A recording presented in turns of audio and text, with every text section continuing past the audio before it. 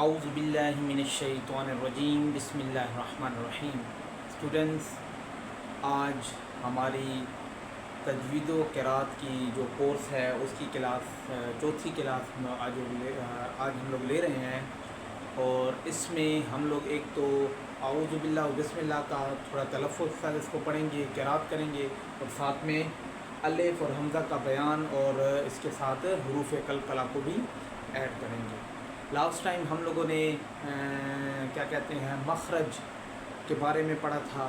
اس کی دو وہ تھیں، ایک تو یہ ہے کہ جس لفظ کا ہم لوگوں نے مخرج معلوم کرنا ہے، فرسٹ آف آل اس لفظ کو جو ہے نا ہم لوگوں نے ساکن کر دینا ہے، اور پھر ما قبل آپ لوگوں نے حمزہ جو ہے مفتوحہ لگا کے اس کو جو بھی لفظ وہ جو جیسے بھی ادا ہو سا کیا ہو جائے گا، مخرج ہو جائے گا۔ ٹھیک ہے، اچھا ابھی ہم بغیر کسی کیا کہتے ہیں دیر کے اپنی کلاس کا آغاز کرتے ہیں۔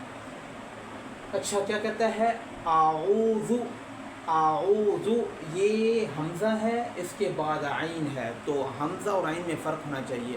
اعوذ، اعوذو نہیں کرنا، اعوذ، ٹھیک ہے۔ باللہ، اس کو اللہ کو پر نہیں پڑھنا، میں نے پہلے بھی بتایا تھا کہ جب اس سے نیچے زیر آیا ہوا ہے تو اس وجہ سے اللہ کا نام موٹا کر کے پر کر کے نہیں پڑھیں گے۔ تو باللہ من الشیطان الرجیم، یہ موٹا پڑھیں گے۔ چھ کے 7 حرف ہیں جن کو پر کر کے پڑھا جاتا ہے، وہ بھی انشاءاللہ ڈسکس کریں گے، ابھی سے اس کو پڑھ لیتے ہیں۔ من الشیطان الرجیم، را کو بھی موٹا پڑھیں گے، الرجیم، ٹھیک ہے۔ بسم اللہ، دیکھیں پھر دیر ہے تو اللہ کا نام باریک کر کے پڑھیں گے۔ بسم اللہ الرحمن، جہاں پہ بھی شد ہو وہاں پہ زور دینا ہے، آپ لوگوں نے شدت سے پڑھنا ہے، ٹھیک ہے۔ بسم اللہ الرحمن الرحیم، الرحیم، ٹھیک ہے۔ تو اعوذ باللہ بسم اللہ کوشش کریں کہ اس کو وہ ہم لوگوں نے کیا پڑھا تھا، معروف اور مجہول، تو معروف طریقے سے پڑھنے کی کوشش کریں۔ پرفیکٹ تو کوئی بھی نہیں ہے، لیکن اپنی حد تک ہم لوگوں نے کوشش کرنی ہے۔ اچھا ابھی ایک بڑے کام کی چیز ہے، وہ ہم لوگ قاعدہ پڑھتے تھے تو اس میں وہ والی تختی ہوتی تھی، باد وربا بادر بی با پشبو با بی بو حمزہ برا حمزہ دلی حمزہ پیشو آ ای او، یہ جو تختی ہوتی تھی اس وقت میرے بھی ذہن میں یہ آتا تھا کہ یار یہ الف کے اوپر زبر ہے تو یہ الف کو حمزہ کیوں پڑھ رہے ہیں، تو اس کی وجہ یہاں پہ بتائی گئی ہے۔ اگر آپ کو معلوم ہے تو ویل اینڈ گڈ، نہیں تو یہاں سے ہم لوگ سیکھ لیتے ہیں۔ کیا کہتا ہے کہ الف اور حمزہ کا فرق، الف اور حمزہ میں کیا فرق ہے۔ الف کے اوپر دیکھیں زبر زیر پیش ہے نا، کہ اوپر اگر کوئی حرکت آئے تو اس وقت الف کو حمزہ کہتے ہیں۔ سمپل سی بات ہے، اگر کوئی الف لکھا ہوا ہے اس کے اوپر کوئی حرکت ہے، زبر ہے، زیر ہے، پیش ہے، کچھ بھی ہے، تو وہ الف نہیں ہوگا، وہ حمزہ ہو جائے گا۔ اور اگر اس کے اوپر کچھ بھی نہیں ہے، خالی الف، ہمیشہ خالی حرکت، مثال اگر ہمارے ساتھ الف جو ہے وہ اس کے اوپر کوئی بھی حرکت نہ ہو تو وہ پھر اسے کیا پڑھیں گے، الف پڑھیں گے۔ بیٹا بات کو سمجھیں، اگر ایک چیز ہے اس کی شکل الف کی طرح ہے جو ہمیں نظر آتا ہے، اس کے اوپر کوئی حرکت ہے تو اس کو ہم لوگوں نے حمزہ پڑھنا ہے، اور اگر اس کے اوپر کوئی بھی حرکت نہیں ہے تو وہ الف ہی رہے گا۔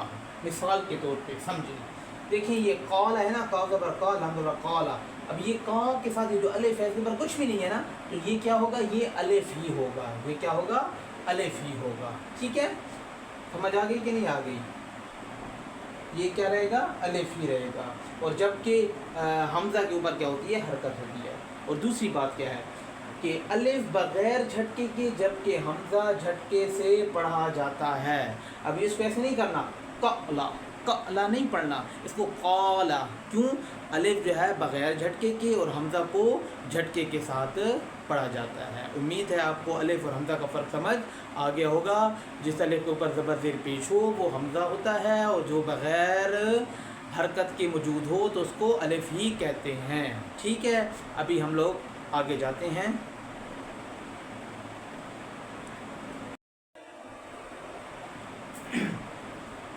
اچھا بیٹا ابھی ہم پڑھتے ہیں کہ حروف قلقلہ کسے کہتے ہیں۔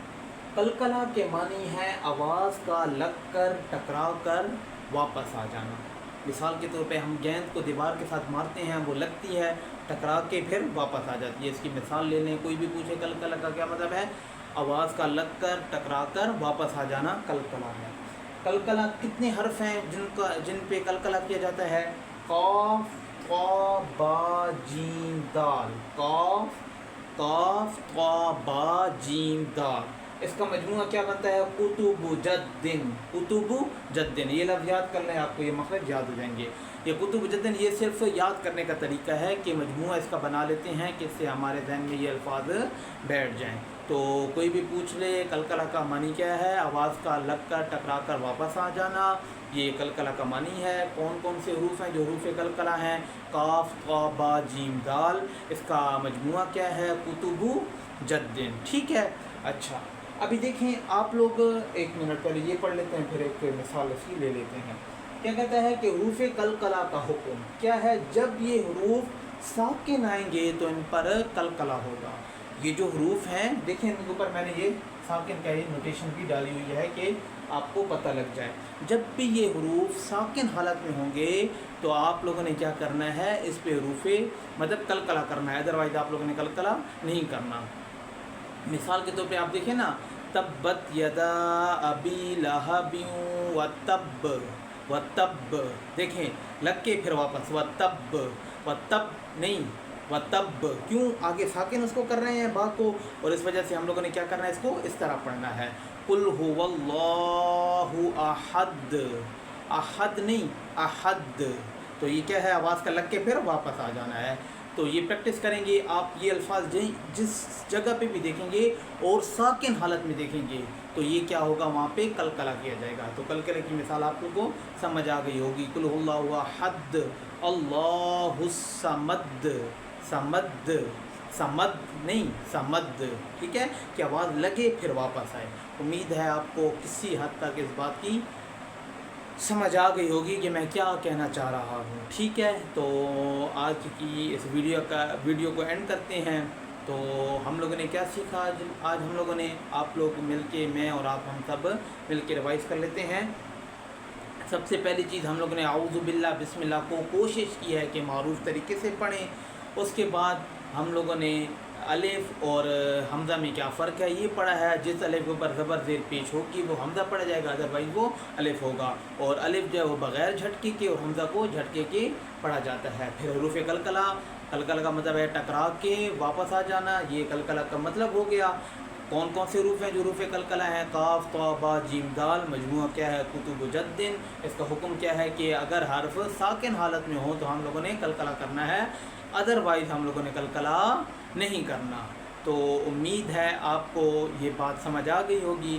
اگر نہیں آئی تو آپ کمنٹس میں پوچھ سکتے ہیں، کسی چیز کے حوالے سے بھی آپ کو اگر مسئلہ ہو۔ میرے چینل کو سبسکرائب کریں، اگر ویڈیو آپ کو اچھی لگی ہے تو لائک کریں، دوستوں کے ساتھ شیئر کریں، اور السلام علیکم۔ اللہ پاک آپ تمام لوگوں کو خوش رکھیں۔